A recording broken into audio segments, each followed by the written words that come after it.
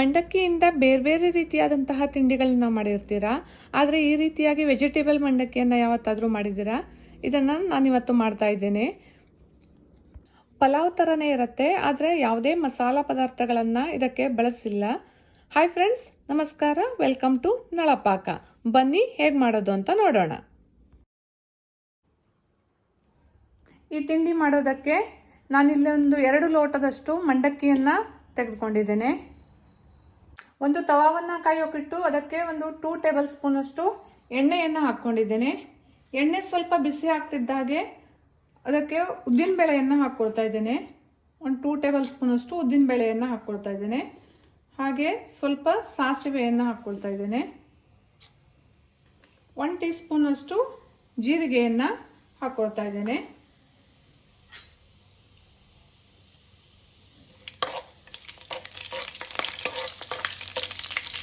ಹಾಗೆ ಶೇಂಗಾವನ್ನು ಸಹ ಹಾಕ್ಕೊಂಡಿದ್ದೇನೆ.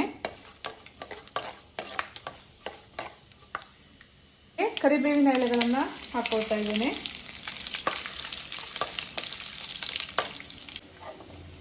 ಹಾಗೆ ನಾನಿಲ್ಲೊಂದು 2 ಹಸಿಮೆಣಸನ್ನು ಹಾಕ್ಕೊಂಡಿದ್ದೇನೆ.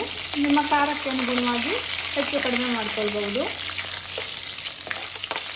ಹಾಗೆ ಚಿಕ್ಕದಾಗಿ ಹೆಚ್ಚಿಟ್ಕೊಂಡಿರುವಂತಹ ಈರುಳ್ಳಿಯನ್ನು ಸೇರಿಸ್ಕೊಳ್ತಾ ಇದ್ದೇನೆ. ಈರುಳ್ಳಿ ಸ್ವಲ್ಪ ಹಸಿ ವಾಸನೆ ಹೋಗೋ ತನಕ ಇದನ್ನು ಫ್ರೈ ಮಾಡ್ಕೊಳ್ಬೇಕು. ಬೆಳಗಿನ ತಿಂಡಿಗೂ ಮಾಡಬಹುದು, ಸಂಜೆಯ ಸ್ನ್ಯಾಕ್ಸಿಗೂ ಸಹ ಮಾಡಬಹುದಾದಂತಹ ತಿಂಡಿ ಇದು. ಈರುಳ್ಳಿ ಸ್ವಲ್ಪ ಬಾಡ್ತಿದ್ದಾಗೆ ಇದಕ್ಕೆ ಹೆಚ್ಚಿರುವಂತಹ ಟೊಮೆಟೊ ಹಣ್ಣನ್ನು ಹಾಕ್ಕೊಳ್ತಾ ಇದ್ದೇನೆ.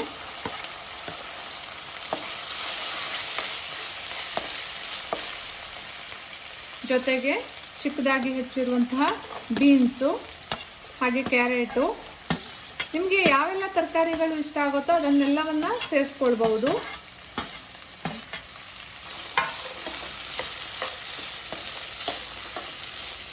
ಹಾಗೆ ಹೆಚ್ಚಿಟ್ಕೊಂಡಿರುವಂತಹ ಆಲೂಗಡ್ಡೆಯನ್ನು ಸೇರಿಸ್ಕೊಳ್ತಾ ಇದ್ದೇನೆ. ಜೊತೆಗೆ ಸ್ವಲ್ಪ ಕ್ಯಾಪ್ಸಿಕಮನ್ನು ಸಹ ಸೇರಿಸ್ಕೊಳ್ತಾ ಇದ್ದೇನೆ. ಈಗ ಇದನ್ನು ಚೆನ್ನಾಗಿ ಮಿಕ್ಸ್ ಮಾಡಿಕೊಂಡು ಬೇಯಿಸ್ಕೊಳ್ಬೇಕು. ತರಕಾರಿಯನ್ನು ತುಂಬ ಬೇಯಬೇಕಂತೇನಿಲ್ಲ, ಸ್ವಲ್ಪ ಕ್ರಂಚಿ ಇದ್ದರೆ ತುಂಬಾ ಚೆನ್ನಾಗಿರುತ್ತೆ. ಈಗ ಇದಕ್ಕೆ ಸ್ವಲ್ಪ ಉಪ್ಪನ್ನು ಸೇರಿಸ್ಕೊಳ್ತಾ ಇದ್ದೇನೆ.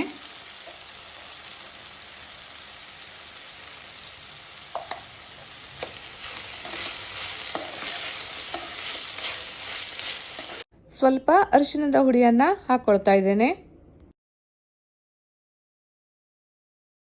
ಒಂದು ಅರ್ಧ ಟೀ ಸ್ಪೂನ್ನಷ್ಟು ಸಕ್ಕರೆಯನ್ನು ಹಾಕ್ಕೊಳ್ತಾ ಇದ್ದೇನೆ. ಇದು ಕಂಪ್ಲೀಟ್ಲಿ ಆಪ್ಷನಲ್, ಬೇಕಿದ್ರೆ ಹಾಕ್ಕೊಳ್ಬಹುದು, ಇಲ್ಲಾಂದರೆ ಸ್ಕಿಪ್ ಮಾಡ್ಬೋದು.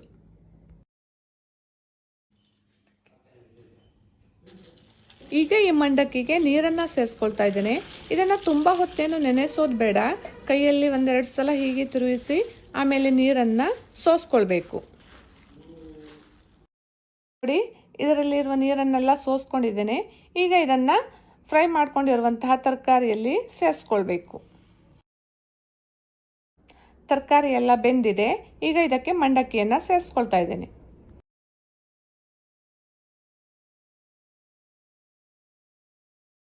ಈಗ ಇದನ್ನು ಚೆನ್ನಾಗಿ ಮಿಕ್ಸ್ ಮಾಡ್ಕೊಳ್ಬೇಕು. ಇದು ಮಂಡಕ್ಕಿಯಿಂದ ಮಾಡಿರೋದು ಅಂದರೆ ನಂಬೋಕೆ ಸಾಧ್ಯ ಇಲ್ಲ, ಅಷ್ಟು ಚೆನ್ನಾಗಿರುತ್ತೆ. ನೀವು ಒಮ್ಮೆ ಟ್ರೈ ಮಾಡಿ. ಈಗ ಸ್ವಲ್ಪ ಹಸಿ ತೆಂಗಿನಕಾಯಿ ತುರಿಯನ್ನು ಹಾಕ್ಕೊಳ್ತಾ ಇದ್ದೇನೆ.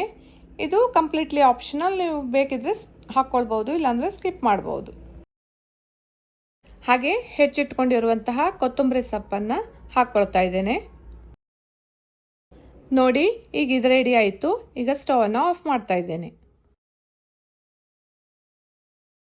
ಕೊನೆಯಲ್ಲಿ ಸ್ವಲ್ಪ ಲಿಂಬೆ ರಸವನ್ನು ಸೇರಿಸ್ಕೊಳ್ತಾ ಇದ್ದೇನೆ. ಈಗ ರುಚಿಯಾಗಿರುವಂತಹ ವೆಜಿಟೇಬಲ್ ಮಂಡಕ್ಕಿ ರೆಡಿ ಆಗಿದೆ.